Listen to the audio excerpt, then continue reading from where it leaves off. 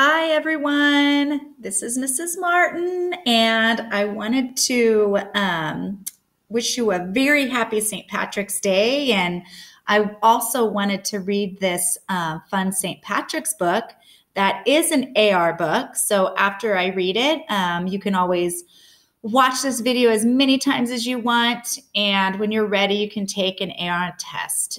This title is That's What Leprechauns Do.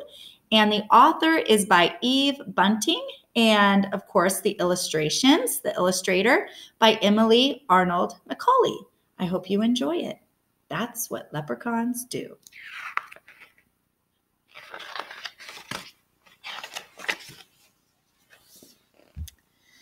The three leprechauns sat under the chestnut tree. Ari looked up at the cloud-filled sky. "It's coming," he said, "and there's work to be done."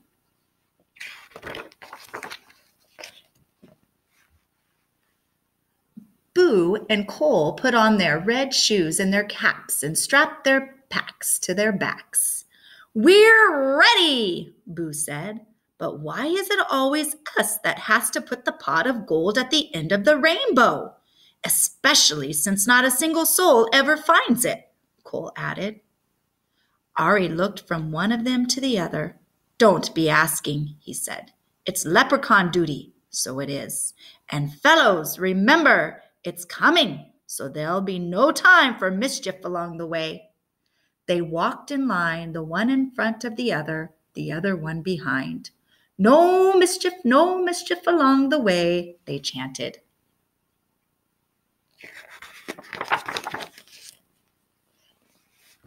But when they got to Ballybunion Farm, they saw Mrs. Ballybunion's cow, Pansy, standing in the field. Ari whipped out the little bottle of red paint he kept in his backpack for leprechaun business.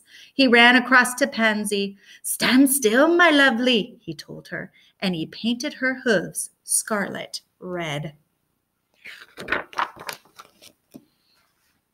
Pansy looked down. "Pretty," she said. "Imagine Mrs. Ballybunion's face when she comes to milk you," Ari shouted. He and Boo and Cole rolled over and over in the grass, laughing. "She'll think I've been to a dance." Pansy did a couple of small hopping steps to demonstrate. But leprechauns clapped and whistled. "We'd be delighted to join you in a waltz or two," Ari exclaimed. "But we're in desperate hurry." "I thought there was to be no mischief along the way," Boo reminded him.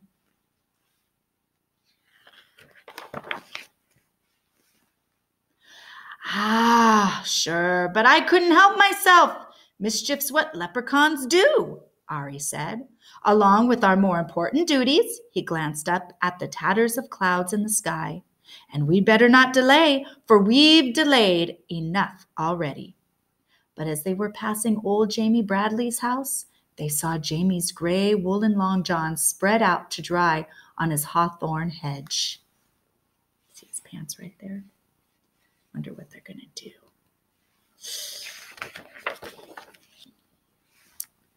The leprechauns looked at each other and grinned. Quick as a cow pounce, they ran across the hedge and stood on one top of the other and the other on top of him. Ari reached up and tied the two long johns' legs together in a tight knot. They almost fell off each other. They laughed so hard. "It would be great altogether to stay and watch old Jamie try putting his legs into those," Boo said. "But it will be a month of Sundays before they dry, and we've no time to waste."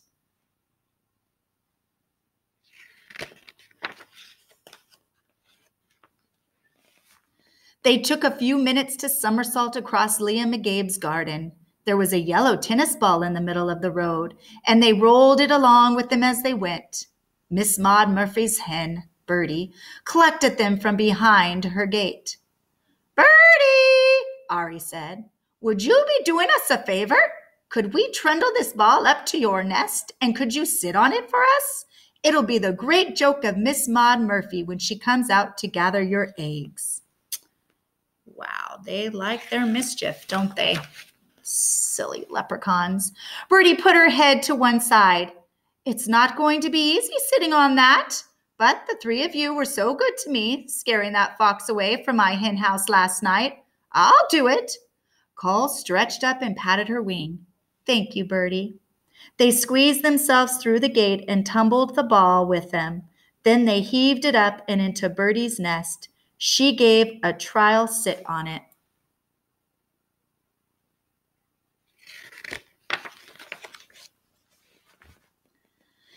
I'll be sore underneath myself for a week, she grumbled. But the thought of Miss Maud Murphy's face when she sees I've laid a yellow ball will be worth it. Won't that beat all? Cole gasped.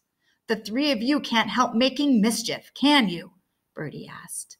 That's what leprechauns do, Ari told her, along with our more important duties. He stopped.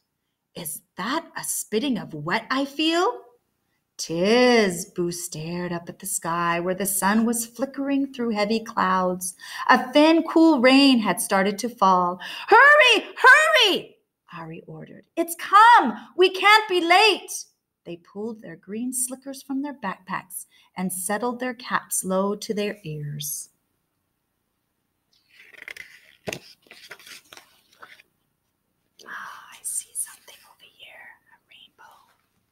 Anybody seeing that racing along the road would have taken them for 3 green leaves.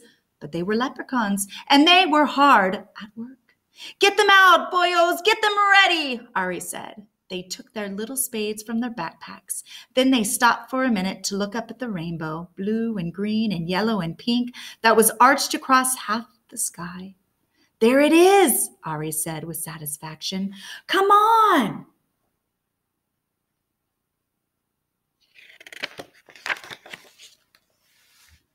They dashed across Pattywhacker's bog, found the place there where they kept the pot of gold buried for just such a rainbow occasion, and dug it up. Ari stood in the middle of the bog. Here, he said.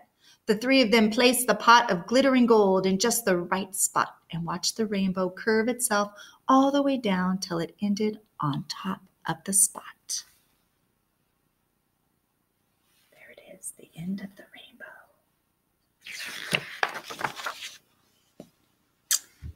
The leprechauns settled themselves to wait. They tootled some grass stalk music, threw raindrops at each other, and ate the rose hips they'd brought for snacks.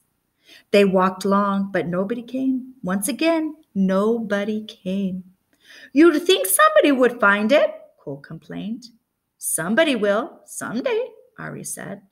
Maybe we should put up a sign, Boo suggested. Pot of gold, this way. No, Ari said. That's not how it's done. There's a bit of magic to the finding and a bit of luck and a bit of imagination too.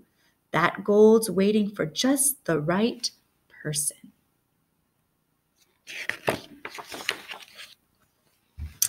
The rain had stopped. The sun went behind a cloud. The rainbow shortened itself, then disappeared. No use waiting any longer. Cole took off his cap and wrung the wet out of it. If we hurry, we could be in the time to see Miss Maud Murphy discover Birdie's big yellow egg, he said. Boo laughed. Won't that be a great thing to see?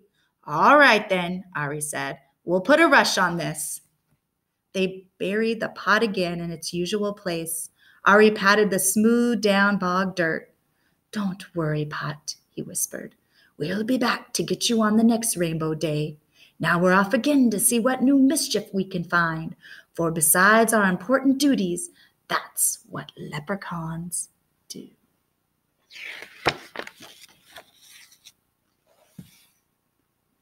You can imagine how all these characters feel about those mischievous leprechauns. I hope you enjoyed this book. Be looking out for more. I'll read another one tomorrow. And again, this is an AR book, and you are more than welcome to take AR book tests at home. I miss you guys. And again, happy St. Patrick's Day. And we'll see each other soon. Bye.